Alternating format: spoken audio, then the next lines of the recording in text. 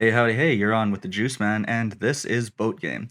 This morning, I've got my very first game, playing this morning A and B in the Hayate.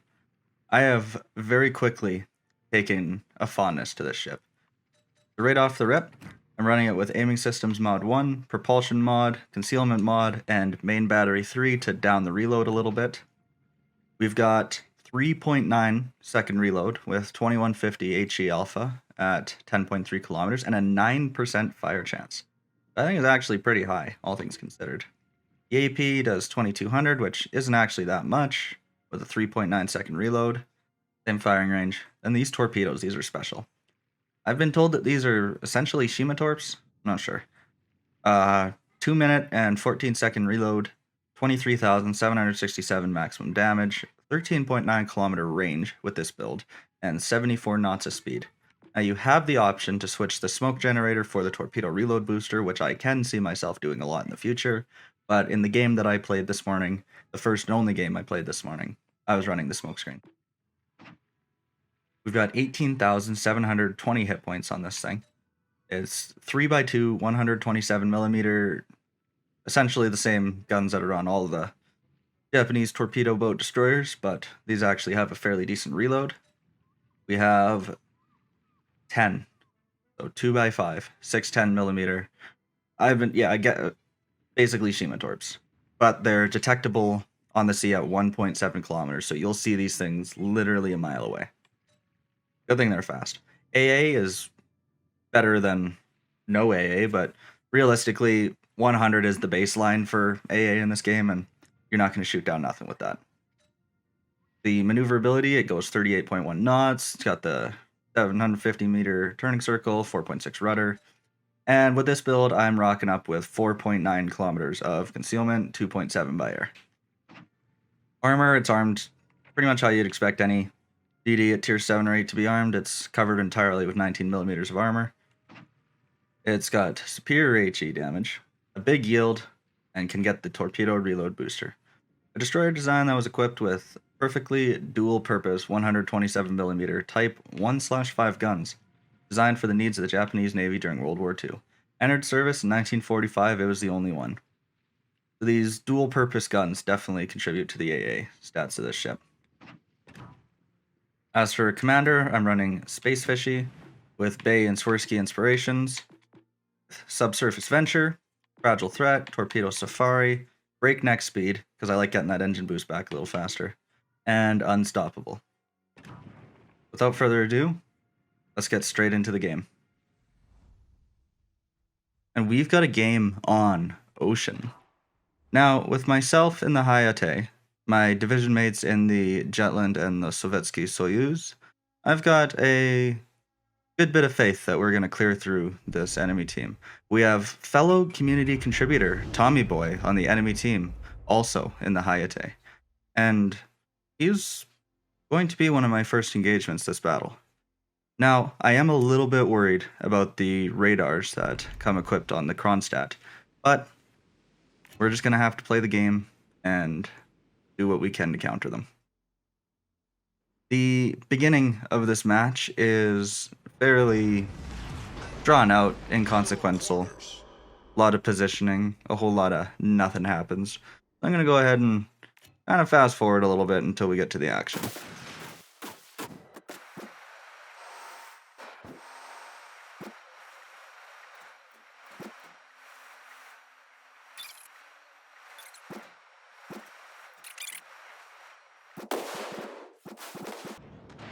Alright, we've got quite a few ships in view on this side. We have Tommy Boy's Hayate closing in. We have one of the Kronstadts closing in.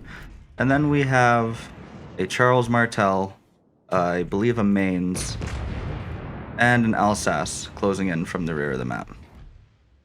There's the radar from the Kronstadt that I was a little bit worried about, but realistically I wasn't actually that worried about that radar because I know that it's a very short duration radar. He's got a bad reload. As long as none of his teammates shoot at me, I'm going to be just okay.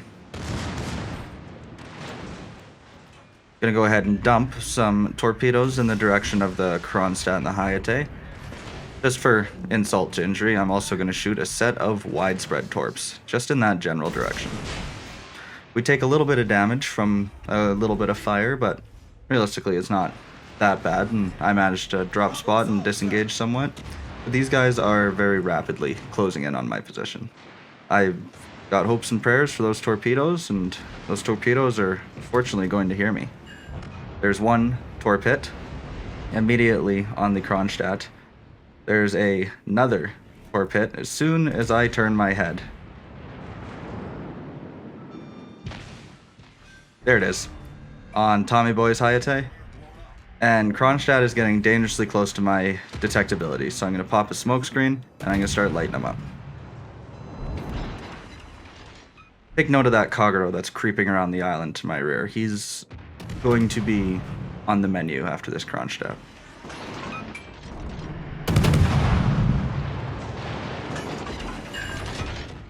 AP for the broadside of the Kronstadt, because even if it's a Japanese destroyer, AP still hurts.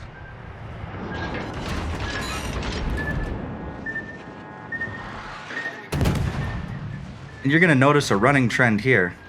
Right as my shells are closing in, somebody else's shells swoop in for the kill.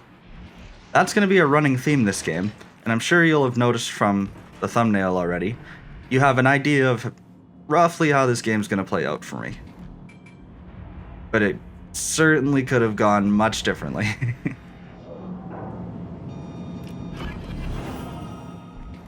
Kagero spotted in front of me, and tragically, this Wichita behind me is going to get me killed if I sit here, because I know the Kagero didn't launch torps at me.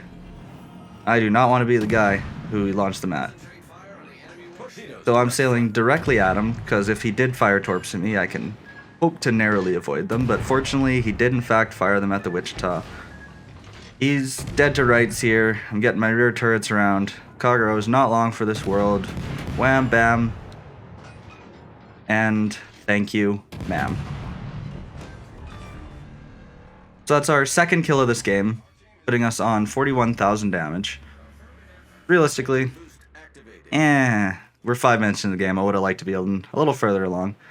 But this right here is the turning point of this battle. I've been playing very passively up to this point. It's time for me to make an aggressive play, make an aggressive push, dump some torpedoes in the general direction of these slips, and get absolutely rocked by Alsace HE. So now, here I am, 5 minutes into the game, with 3,600 HP left.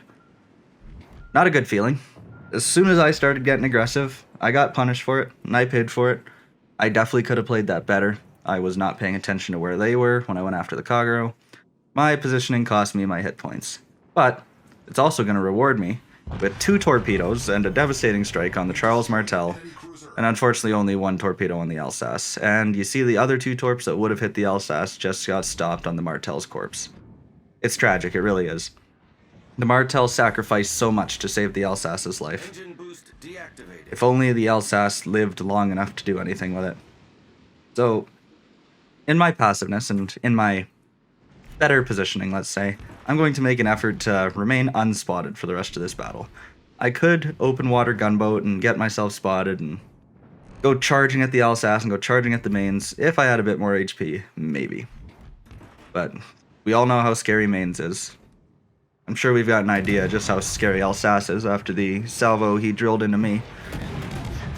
So I'm trying for a fire on Alsace now. Trying not to get spotted by the mains. Set Alsace on fire, get him burning.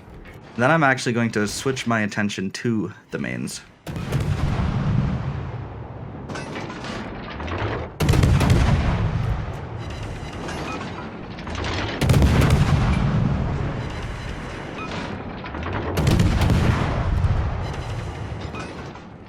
Six shell hits, 9 shatters. So far, the HE isn't too bad. 7 to 14. We got about a 33 to 35% end rate against this mains. The HE really doesn't pen that much. You can see we've just about got mains dead. And there's the second yoink of the game by a certain yogurt pancakes in the Sovietsky Soyuz. My division mate and self-proclaimed Kraken thief. So after all that's occurred, I am sitting here with 3 kills, 107,000 damage. I'm going to drop 1 set of torps at the Alsace and start moving east. Because I'm on the Kraken hunt. If it were up to me, I would have it already. I should have 5 kills.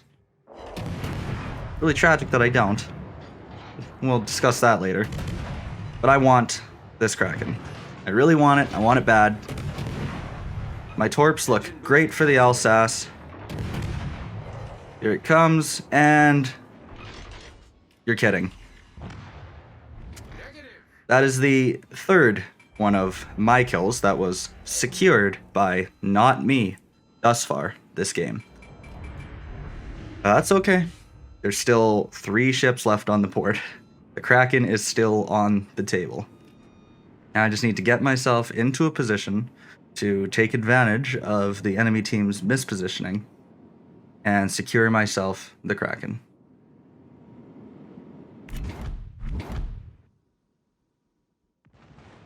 A quick look at my torpedo indicator tells me the Musashi is charging directly into mid, as you do when you're losing this horribly. I think I'm going to cut him off on his travels.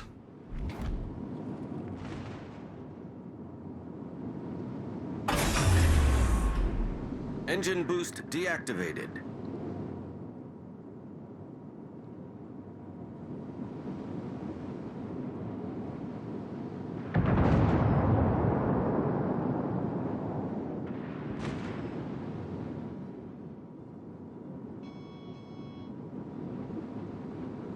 Torpedoes, dead ahead. Our victory is in sight.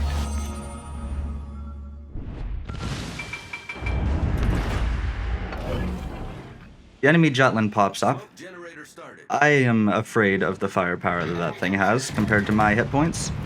So I'm going to smoke up before I start to shoot at him, and I'm going to throw a rack of torpedoes at him. Now it's just a matter of waiting for this Musashi to continue pushing forward. My division mate in the Sovietsky Soyuz is sunk by the Musashi, so I don't have to worry about getting any more kills stolen. By him at least. There's still 3 cruisers that haven't had much to look at this whole game. I secure my high caliber medal with that salvo. And my Confederate with that one. Plus a double fire in 1 salvo on the Kronstadt. Musashi's making his play, so I'm making mine. I'm fully concealed by my smokescreen.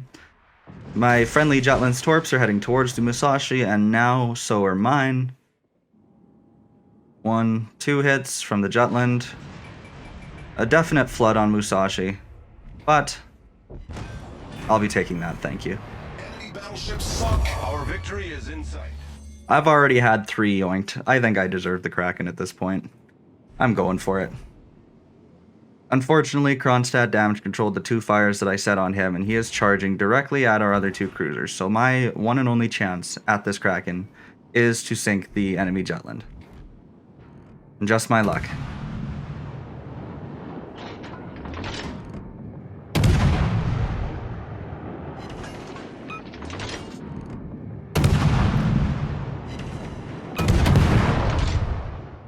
And unlucky. Jutland disappears, maneuvers into his smokescreen. He's certainly chasing that solo warrior. Kronstadt is not long for this world. I want the Kraken. I'm not going to get it off of Kronstadt. Time to put the guns on the other side. Hope and pray. My division mate is going in with the Hydro to try to get spots on the enemy Jutland. All I can do is hope for the best. Torpedoes, direct front. Kronstadt goes down to the Wichita. The same Wichita that yoinked my Alsace. And there's the Jutland. Get these guns are rocking. 1 salvo out. Don't quite trust it, so 2 salvos out. Hit him within an inch of his life. Salvo comes in from one of the other cruisers, trying to take, once again, something that isn't his, but my shells land, giving me 76 damage, and the Kraken unleashed. That finishes this game off for me with 143,720 damage, 139 shells, 7 torps, 7 incabs, 5 kills, 5 fires, 6 floods, 2 detected, 1 assist, dev strike, Kraken, Confederate, high caliber, 3408 base experience. How disappointing that this wasn't an 8 kill game. That'll be all from me today, folks. If you liked the video, hit like, subscribe. I don't care. Peace out.